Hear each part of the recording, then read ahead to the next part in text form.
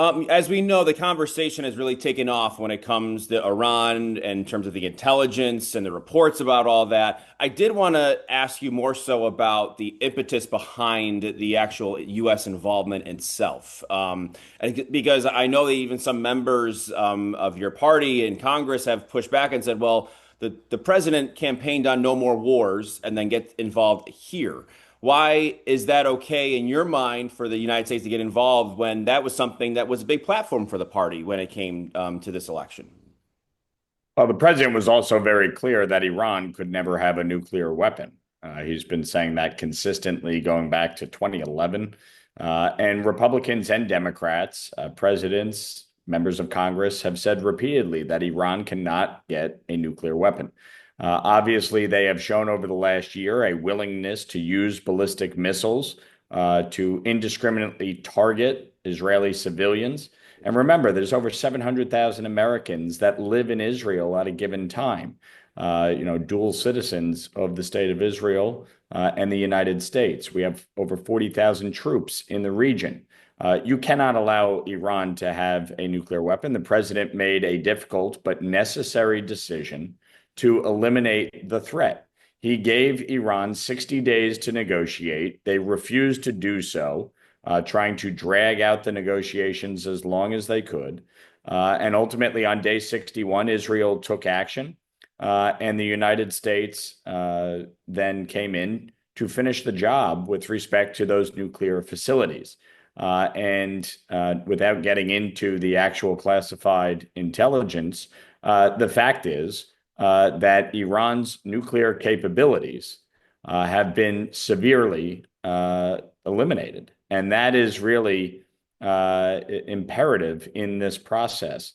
That was the whole point. And so the president then moved to get a very quick ceasefire in place and de-escalate the situation. We do not want a regional conflict to break out. And that is in keeping with what the president said. He's not looking for war.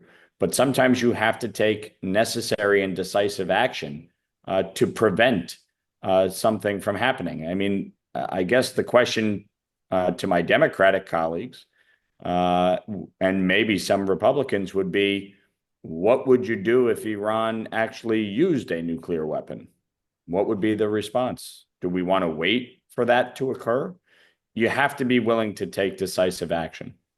This has been something that's been talked about. I'm sure you've seen the CNN clip by now of how they put together this compilation of all the times that Benjamin Netanyahu's talked about, well, this is imminent for Iran. I guess why now? When this has been a conversation going on for decades.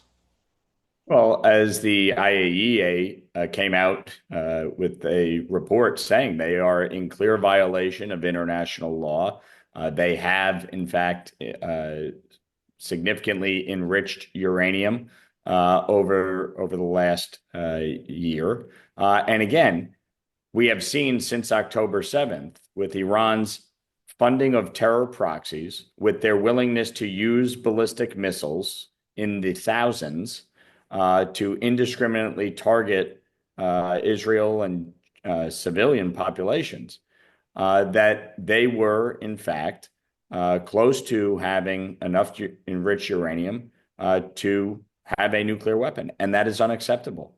And so we, rightly, the president made the right decision to strike at these nuclear facilities. And frankly, it is one of the more impressive missions that we've ever seen. A 36-hour nonstop flight where our men and women in the Air Force were not detected coming into Iran, striking at these facilities, and leaving. Not an airplane came in from Iran, not a shot fired. That is remarkably impressive. It was perfectly executed. And there's a reason Iran came to the negotiating table as quickly as it did.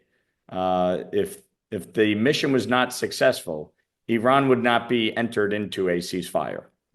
Okay, let's move on. I did want to get to the one bit of big, beautiful bill act negotiations going on right now. Of course, the SALT cap has been on your radar for a long time now here.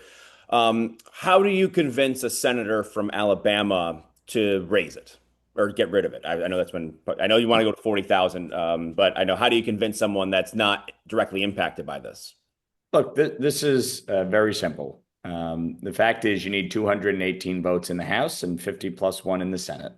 And it's a negotiation. We entered into a good faith negotiation, myself, Congresswoman Stefanik, our other New York colleagues, and worked towards an agreement in the House.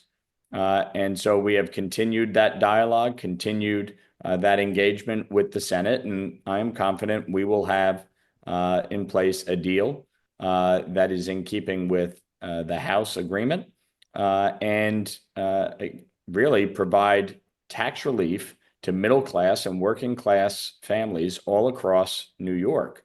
And that's what this was about. For me, this was very simple. This was never about anything other than reversing a wrong from 7 years ago, making sure that our families in New York got actual tax relief.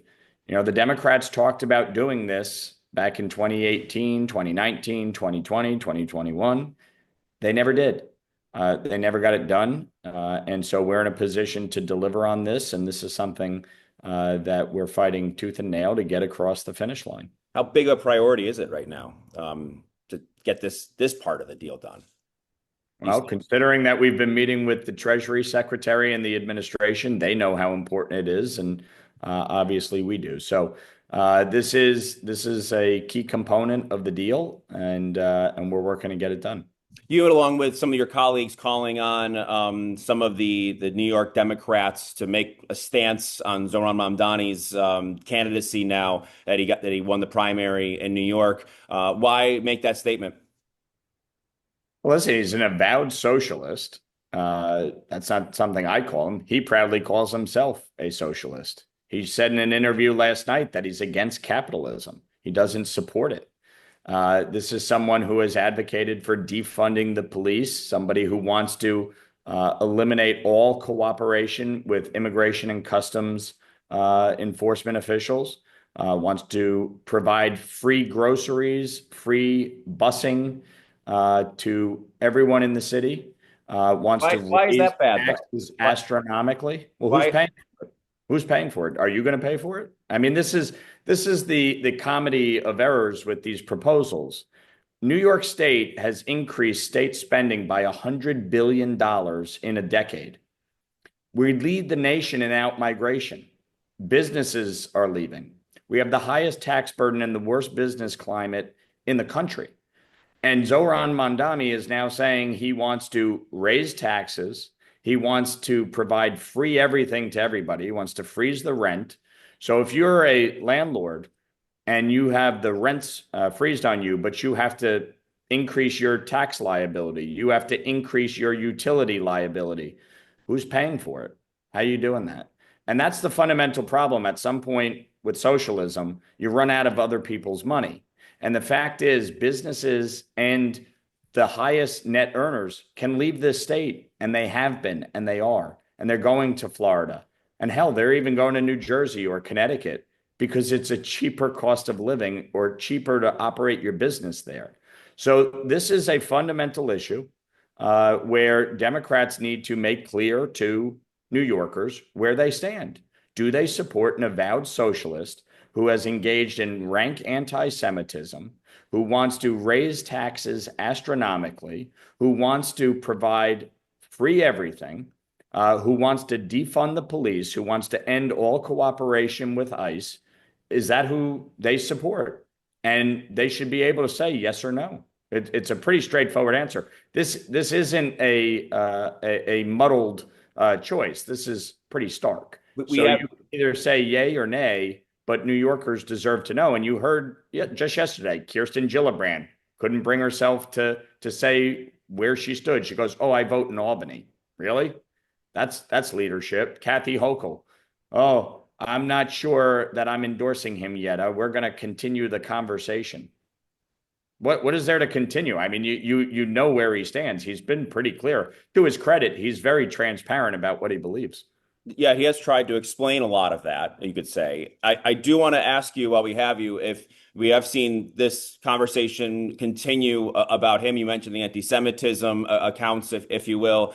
You have had other members of Congress, have Islamophobic sort of statements. Andy Ogles from Tennessee has had several statements over the course of the last day that many are perceiving as that. Do you denounce that as well? Yeah, it's right. Look, Islamophobia, anti-Semitism, doesn't matter. It's wrong. Nobody should engage in it. Calling for him to be deported or denaturalized is wrong. At the end of the day, the Democratic Party chose him as their nominee. I fundamentally oppose his points of view. And ultimately, the voters will make a decision. But Democrats should be very clear about where they stand on Zoran Mamdani becoming the next mayor of the largest city in America and the financial capital of the world. An avowed socialism who denounces capitalism in the largest capitalist city in the world. I mean, somebody explain to me how you think that's going to work out for New York, that is already bleeding Wall Street and businesses in droves. As you look ahead, I guess over the course of the next year, seeing where New Yorkers voted in this and also beyond the rest of the state too, when it came to the Working Families Party line, would it make more sense to run someone for governor that's more moderate? Look, I think at the end of the day, you have to be able to win Democrats and independents. Like-minded folks who are tired of one-party rule in Albany. You need balance and common sense. People, regardless of their party, want a few basic things in life. They want a good paying job to provide for their families. They want a quality education for their children. They want access to housing and healthcare, and they want to live in safe neighborhoods. But you have to have a plan to get there, and you have to be able to build the coalition to do it. I've done it 3 times in 2-to-1 Democratic districts, and I certainly believe I can do it statewide. All right. And if Elise Stefanik announces her candidacy here in the next few days, your thoughts? We're both going through our process, and it'll play itself out. One way or the other, we need a strong candidate. I've known Elise a long time. She's terrific, and we'll let this process play itself out. Congressman Lawler, appreciate your time. Thank you. Thank you.